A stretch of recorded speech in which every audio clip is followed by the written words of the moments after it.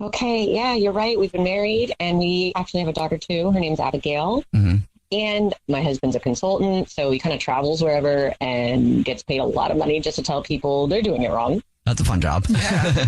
Right? He thinks it's pretty funny that he's paid just to do that and always been pretty lax. And they don't really fight all that often. We don't either. And, after 5 years, I can say that intimacy wise, strong as ever, even before we were married.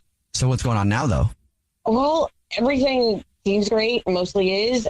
It's just my husband went out of town recently for a work trip. He had a flight to catch, and so he'd been waiting around for me because he wanted to say goodbye. And when I got home, he was running around, getting things done, super last minute. Honestly, he's never been on time for anything in his life. I was telling him, like, you didn't have any time today. Like, you were home all day with our daughters, so I don't know what you did with your time, but whatever. We kissed goodbye, and off he goes. Mm-hmm. So later that night, I'm just playing with my daughter. I asked her how the day went, and she said she had lots of fun with Daddy, mm-hmm. and that, they just watched movies and were hanging out. And then somewhere in her just like going off a nonsense monologue about movies and dolls and like what Pokemon she's discovered, she said she saw Daddy kissing Aunt Rachel. What? Yeah, I was just taken aback of like, what? Who is Aunt Rachel? And she said Aunt Rachel is Daddy's true love. And I never thought Ryan would ever cheat on me. And it feels like something that I'm floored. Yeah. And I asked Abigail, like, if Aunt Rachel comes over a lot or, and she said she's seen Aunt Rachel another time, but just like then trails off into some nonsense. Kids, I tried to get her to say more, but it was no use. And finally she was like off in the clouds. Yeah. Right?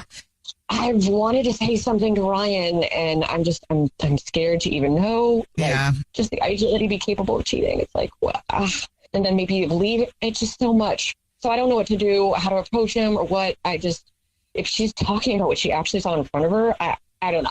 I can't think about it anymore. I'm so thrown. So do you guys know anybody named Rachel? Not really. I mean, maybe she has a classmate named Rachel. And you were gone at the time where she said she saw him kiss Rachel, right? Right.